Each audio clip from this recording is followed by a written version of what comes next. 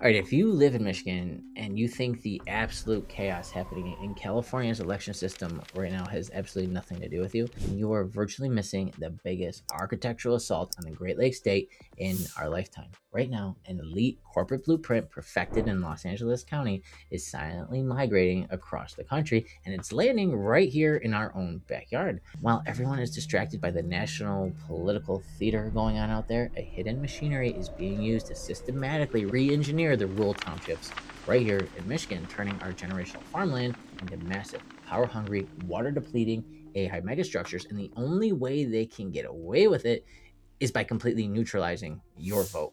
Now, look no further than what just happened here in Saline Township on hundreds of acres of what used to be peaceful Michigan Washtenaw County land. Governor Gretchen Whitmer just stood shoulder to shoulder with OpenAI CEO Sam Altman and the executives of Oracle. They were celebrating openly the groundbreaking of the jaw-dropping $16 billion AI data center campus nicknamed The Barn, the anchor of the massive global Stargate project. Whitmer praised this as a historic economic victory. But if you talk to the permanent residents of Saline Township, the mood isn't celebratory. It's absolute betrayal. Local officials initially voted 4-1 against the rezoning required for this project, fighting to protect their community's infrastructure. But the developer, Regulated Digital, took the fight to court, slapping the township with an aggressive lawsuit, actually forcing a legal settlement that cleared the way for them to build this anyway. The political pressure behind closed doors was so intense that Saline Township's treasurer literally resigned, citing severe threats directed at her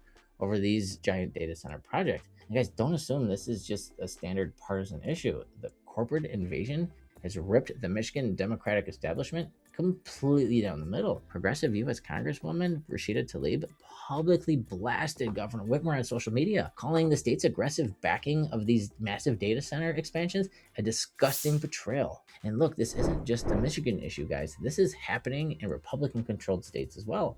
My point here is that the current powers that be in our state are obviously pro-data centers, which is the Democratic Party. If you love them, then keep pushing for more of the same. But if you are against having data centers, you may want to pick a candidate on either side based on where their political donations are actually coming from.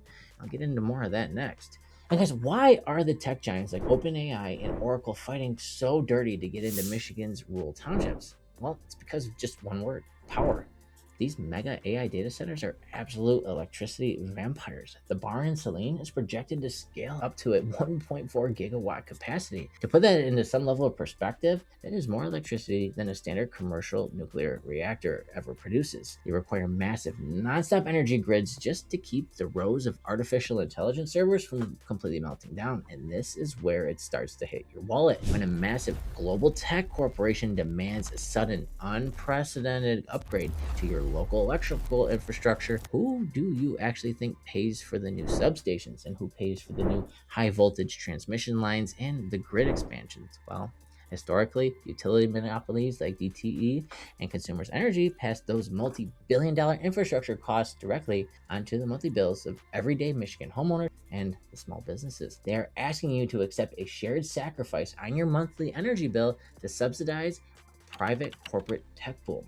So how does a multi-billion-dollar tech farm in a quiet Michigan township connect to the political machines inside of California? This is where I'm going to explain.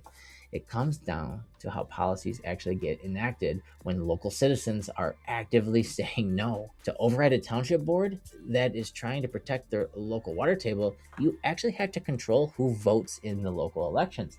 If the permanent residents aren't buying what you are selling, you have to manufacture an electorate that actually will. And that is where California's Playbook comes into major consideration. Metropolitan areas like LA County, radical shifts in land use and massive corporate tax breaks were fast-tracked because operatives mastered ballot harvesting, turning mail-in ballot systems into an outsourced high-volume collection business. In LA, the blueprint utilizes chaos. Political operatives regularly target drug rehabilitation centers, transitional housing complexes, and street encampments. Individuals struggling with acute crises are approached with small cash incentives and gift cards in exchange for the signature on a mail in ballot envelope.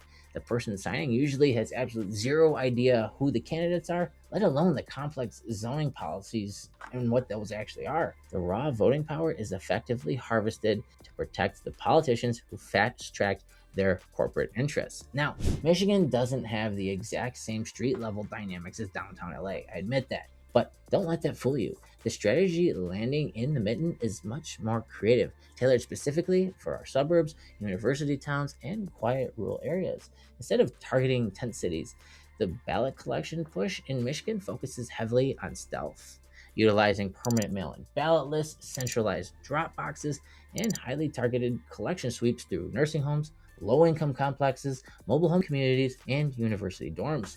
I mean, look at the charges coming against the politician in Hamtramck, Michigan. Fox 2 literally just ran a story about this, showing him showing up at 3 different times in 3 different vehicles, dropping stacks of ballots into the ballot collection boxes. I mean, come on.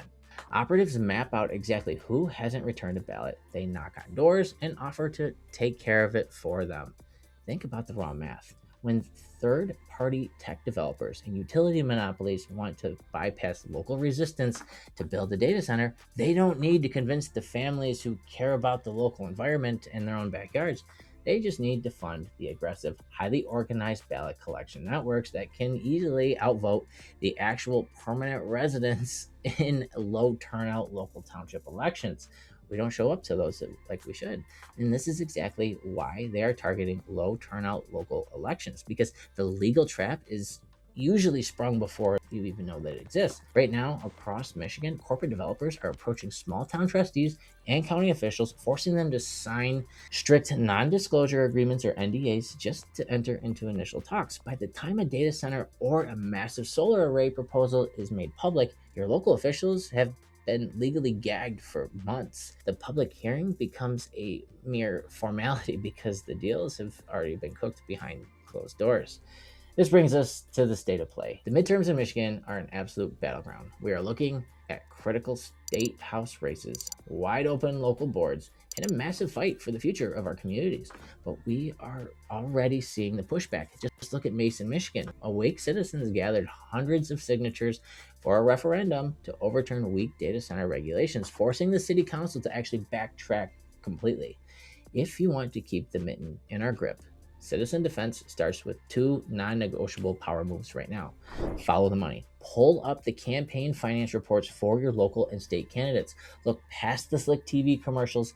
Are they taking major cash from tech packs, real estate holding groups, and utility giants who stand to make billions off upgrading the grid or these facilities?